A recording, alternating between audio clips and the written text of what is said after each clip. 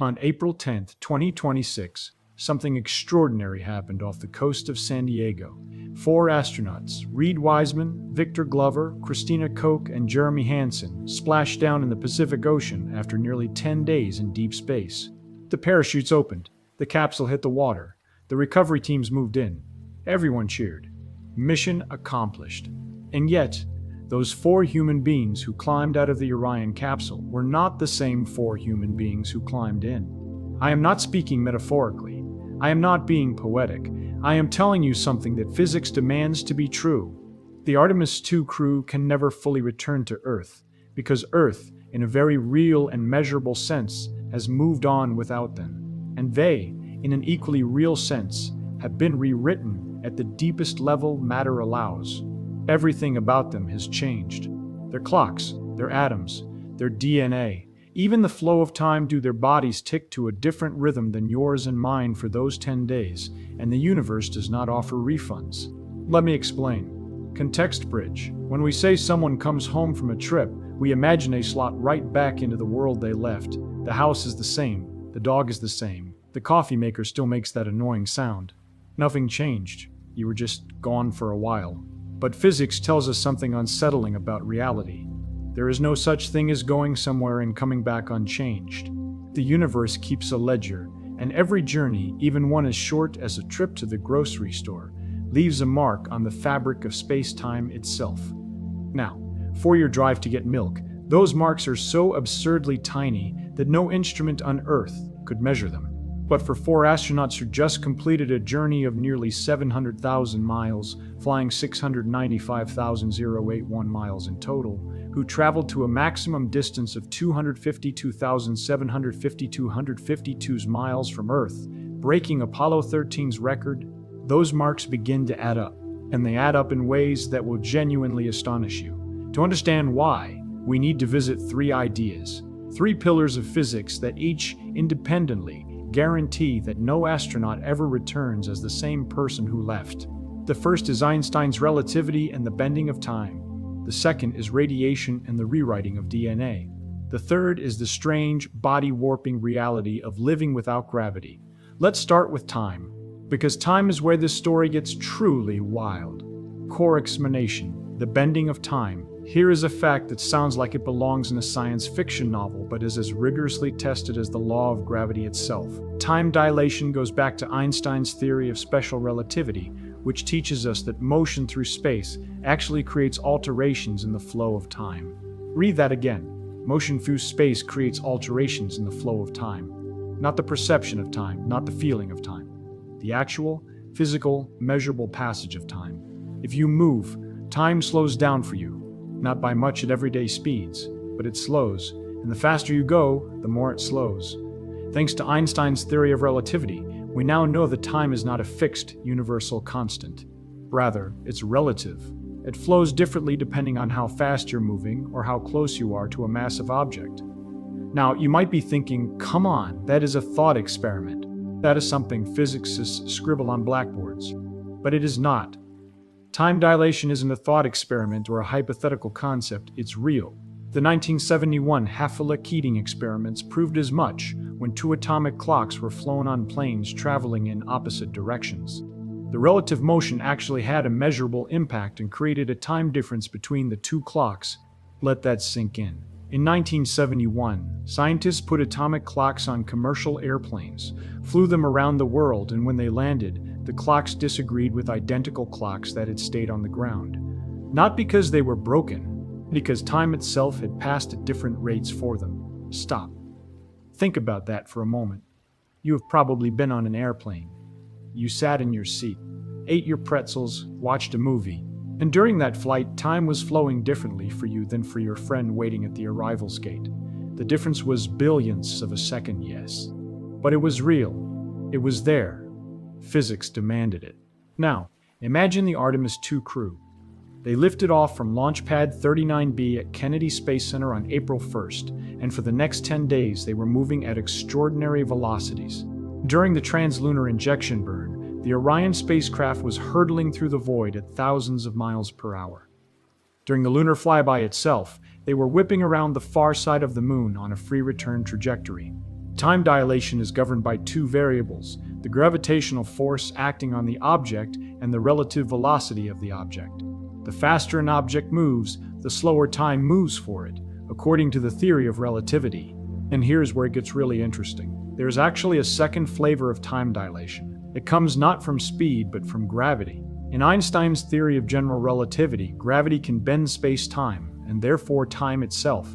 The closer the clock is to the source of gravitation, the slower time passes. The farther away the clock is from gravity, the faster time will pass. So when the Artemis II crew was out near the moon, a 250,000 miles from Earth, they were in a region of much weaker gravity. This actually means time was ticking slightly faster for them from a gravitational standpoint. Meanwhile, the velocity effect, the special relativity part, was pulling in the opposite direction, trying to slow their clocks down. These two effects compete. They tug in opposite directions, and the net result depends on the specific details of the trajectory. When both gravitational force and velocity act on something, the two variables battle in terms of magnitude. The gravity acting on astronauts is weaker than on Earth, making them slightly older. However, the crew aboard the ISS are traveling much faster, and in the battle of time dilation, this outweighs the weaker gravitational force. For astronauts on the International Space Station, we know which side wins. Because astronauts on the ISS are moving so quickly, they're also aging a bit more slowly than the rest of us. Due to a principle of physics known as time dilation, after a 6-month stint on the ISS, returning astronauts are just a tiny bit younger than the rest of us. How much younger? Your 6-month effort at age reduction will only garner you about 0.77 seconds of extra life, 7/1000ths of a second. Barely anything. But here is the profound part. It is not nothing. It is a real physical difference between two human beings who were born at the same moment but have now lived through different amounts of time. The universe genuinely distinguishes between the astronaut and the person who stayed home. For Artemis II, the calculation is more complex because the crew went through multiple phases: Earth orbit, trans-lunar coast at high velocity, the deep gravitational well escape, the lunar flyby, and the long coast home. The gravitational and velocity effects shifted continuously throughout the mission. But the bottom line is this: when Reid Wiseman, Victor Glover, Christina Koch, and Jeremy Hansen stepped out of that capsule, the flow of time through their bodies over the previous 10 days had been physically, measurably different from the flow of time through yours and mine. They did not experience the same 10 days we did, not the same duration, not exactly. They experienced their own 10 days, on their own timeline, in their own reference frame. Richard Feynman used to love this about physics. He would say that the beauty of a scientific truth is that it does not care whether you find it convenient. Time dilation is not convenient. It is uncomfortable. It violates every intuition we have about clocks and aging and the shared fabric of now. But the universe does not operate on intuition.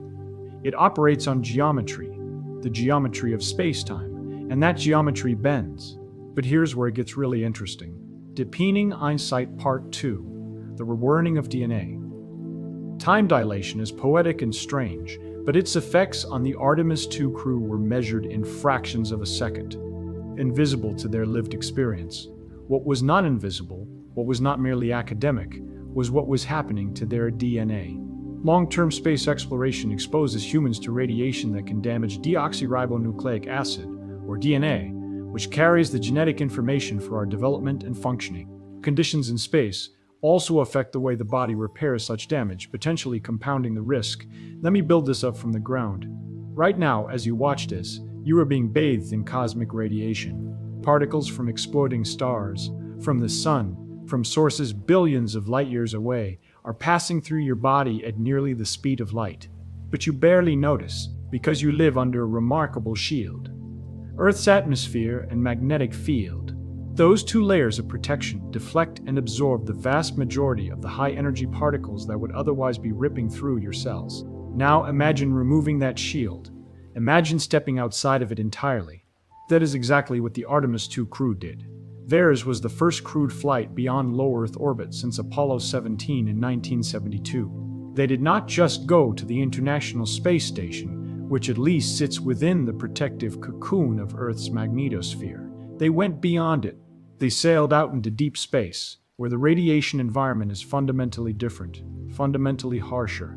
Galactic cosmic rays are constituted by high-let radiation, protons and Hz ions, that induce direct DNA damage in the form of clustered and complex lesions that are difficult to repair. Think about that language for a moment.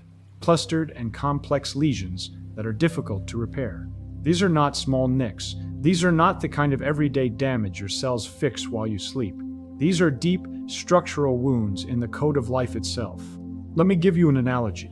Imagine your DNA is a library. Billions of books, meticulously arranged, containing every instruction your body needs to build and maintain itself.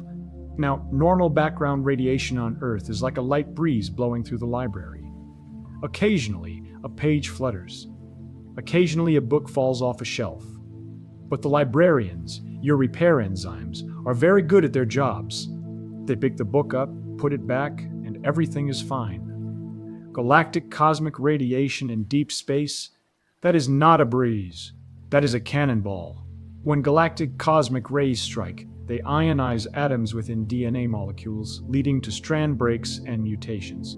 The effects of this damage can be likened to entire sentences being erased or rearranged in a book. While some sections of the DNA may remain intact, others become unreadable or entirely nonsensical. And here is what makes this particularly haunting for the Artemis II crew. The Avatar investigation aboard Artemis II studies how human tissue responds to microgravity and the deep space radiation environment. NASA knew this mission was a unique laboratory for understanding exactly how deep space rewrites human biology. They designed experiments specifically to capture what happened to these astronauts' cells. Now, you might be thinking, okay, but they were only out there for 10 days. How bad can it be? And that is a fair question. 10 days is a relatively short exposure. But here is the thing about radiation damage. It is not just about the total dose. It is about the quality of the radiation. The particles that exist beyond Earth's magnetosphere are unlike anything we experience on the surface. They carry extraordinary energy. A single heavy ion can blast through a cell like a bullet through tissue paper, creating a track of destruction that cascades outward. And some of that damage does not reveal itself immediately. It hides. It waits. It manifests months or years later as mutations, as chromosomal rearrangements, as changes in gene expression. Telomeres were longer during spaceflight irrespective of mission duration, and telomere length shortened rapidly upon return to Earth. Overall, astronauts had shorter telomeres after spaceflight than they did before. Telomeres. These are the protective caps at the ends of your chromosomes, like the plastic tips on shoelaces that keep them from fraying. As you age, your telomeres shorten. It is one of the most reliable biological clocks we have, and space does something bizarre to them. Telomeres got longer while the crew was in space. When the astronauts returned to Earth, telomeres quickly shortened. Exposure to cosmic radiation might have triggered this dynamic response. Let me make sure you understand how strange this is. While in space, the telomeres lengthened. Then, upon return to Earth, they crashed back down, often to shorter than they were before the flight. It is as though the body, facing the onslaught of deep space, made a desperate temporary repair, patching the fraying ends of its chromosomes, only to have those patches unravel when it no longer needed them. The net result? Telomere length shortened rapidly after return to Earth for all 3 crew members, and overall telomere length tended to be shorter after spaceflight than before spaceflight. In other words, the astronauts' chromosomes aged, not in the poetic Hallmark card sense, in the biological molecular sense. Their genetic material was measurably older when they came home than it would have been had they simply stayed on the ground. NASA studied this in one of the most elegant natural experiments in scientific history, the twin study. To better understand space's effects on human genetics, NASA conducted an unprecedented experiment using identical twins. In 2015, NASA conducted a groundbreaking experiment using twin astronauts Mark and Scott Kelly. Scott spent nearly a year in space, while Mark remained on Earth as a control subject. Upon Scott's return, researchers compared his DNA to Mark's and discovered that his telomeres had lengthened in space, but rapidly shortened upon his return. Since telomere length is associated with aging and cellular health, these unexpected results raise new questions about the effects of spaceflight on biological aging and cellular stability. Identical twins, same DNA, same starting point, but send one into space and keep the other on Earth, and they come back different. Not philosophically different, genetically different. Now, Scott Kelly spent a year on the ISS, which is inside Earth's magnetosphere. The Artemis II crew spent far less time in space, but they spent it outside the magnetosphere, in deep space, where the radiation environment is qualitatively different. The most harmful components of galactic cosmic rays, to which astronauts are exposed on missions beyond low Earth orbit, are high-lead, high-mass, and high-charge and energy particles. This is what NASA was studying with the Avatar experiment. Not whether the crew would get sick during the flight, but how their tissues responded to an environment that no human had entered in over 50 years. And the changes go deeper than telomeres. Signatures of persistent DNA damage responses were detected, including mitochondrial and oxidative stress, inflammation, and telomeric and chromosomal aberrations. The damage echoes. It reverberates through the body's molecular machinery long after the astronaut has landed. So when I say the Artemis II crew cannot fully return to Earth, this is part of what I mean. The genetic code they carried into space is not identical to the genetic code they brought home. Every cell in their bodies has been touched, however lightly, by the deep space environment, and those touches are permanent entries in the ledger of their biology. The body without gravity. But wait. There is a third transformation, and in many ways it is the most visceral. Gravity is not just a force that keeps you stuck to the floor. Gravity is the architect of your body. Every bone you have, every muscle fiber, every fluid distribution pattern in your circulatory system, all of it was designed by evolution to operate in a gravitational field of exactly 9.8 meters per second squared. Take that field away, and the body starts to rebuild itself. In microgravity, fluids that normally pool in your legs under the pull of gravity redistribute upward toward your head. Your face puffs up, your legs thin out. Astronauts call it chicken legs and puffy face. It sounds funny until you realize your brain is now sitting in a slightly different pressure environment than it evolved for, and your eyes, remarkably, can physically change shape. Some astronauts return from long missions with measurably degraded vision. Exposure to the microgravity environment causes a range of detrimental health effects, including bone loss, cardiovascular deconditioning, and neurovestibular changes. For the Artemis II crew, the mission was only 10 days. After being in microgravity during their 10-day mission, the crew underwent medical evaluations, completing an obstacle course test to see how well they reacclimate to Earth's gravity. 10 days is not enough time for the most severe effects, the kind of bone density loss that can approach 2% per month on longer missions. But it is enough time for the body to begin its microgravity adaptation. Your inner ear starts to recalibrate. Your cardiovascular system starts to decondition. Your muscles, freed from the constant work of fighting gravity, begin to atrophy. Even in 10 days, the process starts. It is slow, but it is relentless. And here is a thought experiment Feynman would have loved. Imagine you could shrink yourself down and watch a single muscle fiber in Christina Koch's leg on day 1 of the mission versus day 10. On day 1, that fiber is thick, taut, laced with capillaries, primed for the constant battle against Earth's pull. On day 10, it has already begun to thin. The capillary network has started to prune back. The molecular signals that maintain muscle density have shifted because the load, the reason for maintaining that muscle, has vanished. The body is exquisitely economical. If you do not need it, the body will not spend energy maintaining it. In microgravity, your skeleton becomes less necessary. Your heart does not need to pump as hard. Your muscles can relax, and the body, ever the efficient machine, starts to dismantle the infrastructure. Space travel does not meaningfully slow aging via time dilation, but it does introduce stressors that may accelerate aging-like effects. Physiological changes in space. Bone loss, muscle atrophy, immune changes, epigenetic shifts, mirror aging hallmarks. So now hold all 3 of these ideas in your mind simultaneously. The Artemis II crew experienced a different flow of time than you did. Their clocks and yours diverged. Their DNA was bombarded by radiation that rewrote portions of their genetic code in ways that may persist for years. Their bodies began to physically reshape themselves in the absence of gravity. And all of this happened in just 10 days. The profound implications. Let me now pull the camera way back. The Artemis II lunar flyby took them farther than any humans have ever traveled before, surpassing the previous distance record set by Apollo 13 astronauts in 1970.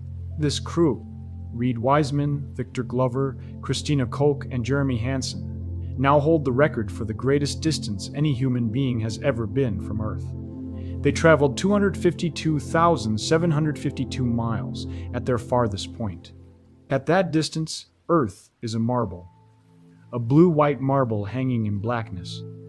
Koch said one of her strongest revelations came while observing Earth appear tiny through the window of Orion and all of the blackness around it. Imagine looking out your window and seeing everything you have ever known, every person who has ever lived, every war that has ever been fought, every song that has ever been sung, reduced to a tiny luminous dot you could cover with your thumb. That is what this crew experienced, and it changes you. It changes the architecture of your mind the same way the radiation changes the architecture of your cells. Now, you might be thinking, okay, but all of these effects are tiny. The time dilation is fractions of a second. The DNA changes might be minimal. The muscle loss is reversible. Why make such a big deal? And here is why. Because Artemis II is not the destination. It is the door. The first crewed Artemis flight marks a key step toward long-term return to the Moon and future missions to Mars. NASA is not sending humans around the Moon for a scenic tour. This mission was a test. The mission's primary goal was to validate the Orion spacecraft systems, crew operations, and mission procedures ahead of sustained lunar exploration in future Artemis missions. The door to Mars. And Mars is where everything we have talked about today stops being academic and starts being existential. A round trip to Mars takes roughly 2 to 3 years. 2 to 3 years of microgravity. 2 to 3 years of deep space radiation exposure outside the magnetosphere. 2 to 3 years of time dilation that, while still small, becomes increasingly significant. The main health risks of space radiation exposure include carcinogenesis, immune dysfunction, cardiovascular damage, and central nervous system deficits. For a 10-day lunar flyby, these risks are manageable. For a 3-year Mars mission, they become the defining engineering challenge of the entire endeavor. According to NASA's Human Research Program, radiation carcinogenesis risk assessment is considered a research priority for future space missions that aim at long-term establishment of humans on Mars and the Moon. Radiation carcinogenesis derived from spaceflight represents a big risk that needs to be assessed before starting deep space missions. And even more haunting, the documented mechanism for radiation-induced health risks like cancer has typically been damage to the DNA contained in the nucleus of cells. But a recent analysis suggests that radiation by certain light ions, which abound in outer space, instead disrupt separate cellular structures smaller than a cell nucleus or a synapse. We are still discovering new ways that space radiation affects human biology. We do not yet have the full picture. This is why Artemis II matters so profoundly. Not because it went to the Moon, but because it sent the first humans in half a century through the door into deep space, carrying experiments designed to measure exactly how the deep space environment reshapes human biology. Every blood sample, every tissue measurement, every data point from the Avatar experiment is a piece of the puzzle that must be solved before we can safely send humans to Mars. Let me give you one more thought experiment. Imagine you had an identical twin, a perfect genetic copy. And imagine that your twin boarded a spacecraft to Mars while you stayed home. When your twin returned 3 years later, every tool of modern biology would confirm that the two of you are no longer genetically identical. Your twin's telomeres would be different, their gene expression patterns would be altered, their chromosomes would carry rearrangements, yours do not, damage markers would be elevated, bone density reduced, cardiovascular fitness changed, same starting DNA, same genome, but two different biological histories. Your twin went to Mars and came back as a different version of themselves. Not a worse version necessarily, not a damaged version, but a different version. A version whose biology has been edited by an environment that humans did not evolve to inhabit. And their clock? Their clock ran differently from yours for 3 years. Not metaphorically, physically. They experienced a slightly different amount of time than you did. They lived through fewer seconds or more seconds depending on the trajectory than you lived through during the same calendar period. They left as your twin. They returned as someone slightly, measurably, provably else. Philosophical or fiction. Richard Feynman once said something that I think about often. He talked about how the beauty of a flower is not diminished by understanding its biology, but that the knowledge of how it works, the cellular machinery, the evolutionary pressures, the biochemistry of pigment, adds layers of beauty that someone without that knowledge can never see. I think the same is true here. You could look at the Artemis II mission and see a spectacular achievement of engineering, which it undoubtedly was.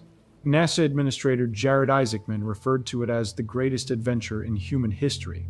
You could watch the footage of splashdown and cheer as millions did. You could listen to Reid Wiseman say, "Victor, Christina, and Jeremy, we are bonded forever, and no one down here is ever going to know what the four of us just went through." And you could feel the emotion of that moment, without knowing a single thing about physics. But if you do know the physics, if you understand that those four people literally experienced a different flow of time than the rest of humanity for 10 days, that their genetic code was sculpted by the most energetic particles in the universe, that their very bones and muscles began to reshape in the absence of gravity, then the emotion of that moment deepens. It deepens because you realize that going to the moon and back is not like going anywhere else and back. The universe charges a price for deep space travel, not in dollars, not in fuel, in the currency of time itself, in the currency of your own biology. Every astronaut who ventures beyond Earth's protective embrace returns as a slightly different person, one who has been marked by the cosmos at a level so fundamental it is written into their DNA. And that is not a tragedy. It is a testament. It is a testament to the fact that these four people, knowing that the journey would change them in ways both measurable and mysterious, chose to go anyway. They strapped into a capsule on top of 8.8 million pounds of thrust and let it carry them farther from home than any human has ever been. Wiseman said, "This was not easy being 200,000 plus miles away from home. Like before you launch, it feels like it's the greatest dream on Earth. And when you're out there, you just want to get back to your families and your friends." They wanted to come home, and they did come home. But the home they returned to had ticked on without them by a fractionally different amount, and the selves they brought back had been subtly, permanently rewritten. That is what it means to be an explorer, not to go somewhere and return unchanged, but to be changed by the going, to accept that the universe will leave its fingerprints on you and to go anyway, because the knowledge gained, the boundaries pushed, the understanding deepened is worth the price. That fraction seems microscopic, but it represents something profound, time itself bent around their journey. Artemis II proved that we can send humans to the moon and bring them safely home. Among the crew, Victor Glover became the first person of color, Christina Koch the first woman, and Jeremy Hansen the first non-US citizen to travel beyond low Earth orbit and around the moon. But it also proved something quieter, something you will not find in the press releases or the celebration speeches. It proved that deep space changes us, at the level of our clocks, at the level of our cells, at the level of the very atoms that compose us. And as we look toward Mars, toward the outer planets, toward the stars themselves, this is the question that will follow humanity into the cosmos. How much change are we willing to accept in order to explore? Because the universe has made its terms perfectly clear. You can go anywhere the laws of physics allow, but you cannot go and come back the same.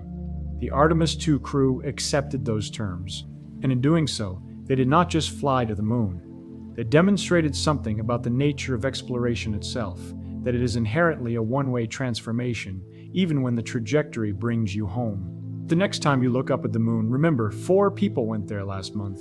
They came back, but the universe, in its beautiful, indifferent precision, made sure that some small part of them remained out there, woven into the space-time they traveled through, scattered across the trajectory they carved through the void. They are home, but they are also, in some deep physical sense, still out there, and always will be. If this expanded the way you see the universe even a little, consider subscribing. We make videos about the physics hiding in plain sight, the physics that shapes everything from the flow of time to the fate of stars. The universe is stranger and more beautiful than you were taught, and we are just getting started.